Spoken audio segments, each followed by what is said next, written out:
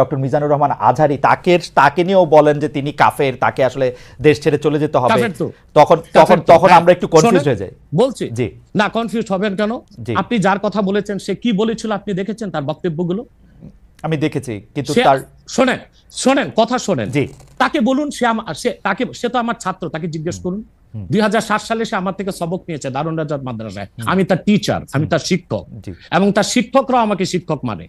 অতএব সে যদি, দেখুন আপনাকে পিছন থেকেই বলতে হচ্ছে, আপনি সময় দিতে হবে আমাকে। আপনি কিন্তু বসে আছেন একা, আমার কিন্তু কয়েক হাজার লোক বসে আছে আমার অপেক্ষায়, একটা শিডিউল প্রোগ্রাম আমি রেখে বসেছি আপনার এখানে। যেহেতু আপনার মাধ্যমে আমার মেসেজটা আমি অনেকের কাছে পৌঁছাতে পারবো। আপনি যে ব্যক্তির নাম নিয়েছেন, তাকে আপনি কি দিয়ে তাকে স্কলার বলবেন? লক্ষ লক্ষ লোক হলে স্কলার হয়? এটা কোনো কথা নয়। দ্বিতীয় কথা হচ্ছে সে মুফতি নয়, ফতুয়া দেবার অধিকার রাখে মুফতি। স্কলার হওয়া এক জিনিস, ওয়াইজ হওয়া এক জিনিস, মুফতি হওয়া আরেক জিনিস।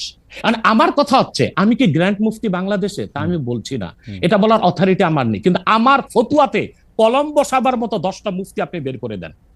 এখন অন্য মুফতিরা বলছে না কেন, সেটা একটা সাহসিকতার বিষয় আছে, সেটা আরো কোনো তাদের প্রতিবন্ধকতা থাকতে পারে। যেমন আপনি দেখেছেন আওয়ামী শাসনের সময় দেশের অনেক বড় বড় আলেম শেখ হাসিনার দালালি করেছে, তো তারা কি এমন কোন ফতোয়া দিবে যে সরকার বেকায়দায় পড়ে?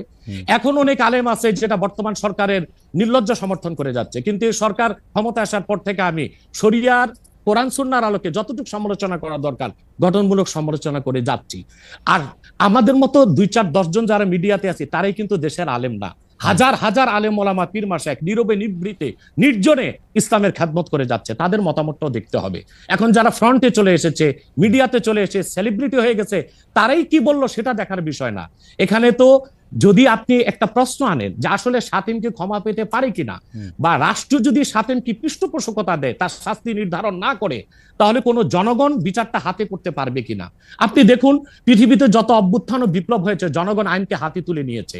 আপনি 5ই আগস্ট দেখেন বাংলাদেশে রাষ্ট্র ক্ষমতা যে এসেছে বর্তমান সরকার, এটা গণতান্ত্রিক পদ্ধতিতে হয় নাই, ছাত্র জনতা আইনকে হাতে তুলে নিয়েছিল। এই বিপ্লবকে আপনি অবৈধ বলবেন? যে 6-7 জন সমন্বয়ক নেতৃত্ব দিয়েছে তাদেরকে আপনি সন্ত্রাসী বলবেন? না, কিছু করার ছিল না। 15 বছরে যে জগদ্দল পাথর ফেসিবাদী হাসিনা বসেছিল, গণতান্ত্রিক পদ্ধতিতে এটাকে সরানো সম্ভব হয় নাই, আইনকে হাতে তুলে নিতে হয়েছে। অতএব যদি গণতন্ত্রের স্বার্থ রক্ষে আইনকে হাতে তুলে নেওয়া যায়, আল্লাহ তার হাবিবের সুমহান ইজ্জত এবং স্বার্থে আল্লাহ তার হাবিব সাল্লাল্লাহু আলাইহি ওয়াসাল্লামের ইজ্জতের বিপক্ষে কেউ কথা বলবে এবং ধারাবাহিকভাবে শাস্তি পাবে না, চলতেই থাকবে। আমরা শুধু মিটিং মিছিল করে লাঠি পেটা খাবো আর গুলি নিব। স্যার আপনার কাছে মনে হয় না, স্যার আপনার কাছে মনে হয় না এটা আপনার কাছে মনে হয় না এটা আপনার পয়েন্ট অফ ভিউ?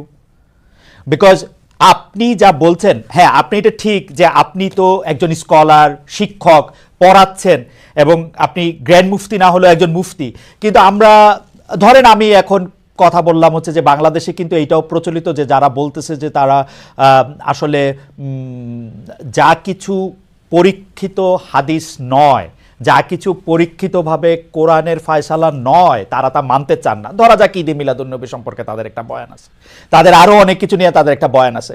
তাদের মধ্যে থেকেও কেউ কেউ আছেন যারা মক্কা মদিনায় বড় বড় জায়গায় আলেমের কাজ করতেছেন। আমি আব্দুর রাজ্জাক বিন ইউসুফের কথা বলতে পারি, আরও আপনি জানেন কাদের কথা আমি বলছি। তাদের কেউ কেউ মনে করেন আপনার পথ তো আসলে ঠিক না।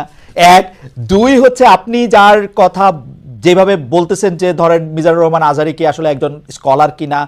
এখন কেউ কেউ তো এই প্রশ্ন তুলেছেন যে জনাব এনায়েতুল্লাহ আব্বাসীও যথেষ্ট পরিমাণে এই জায়গায় আছেন কিনা। সেই জন্য আমি জানতে চাইতেছিলাম যে আপনি যখন আইন হাতে তুলে নেওয়ার কথা বলেন স্যার, সেইটা কি আপনি কিভাবে তার যোগ্য, এবং আপনি ছাড়া আর কে আছেন এটার মধ্যে যোগ্যতার জায়গায় আর কি?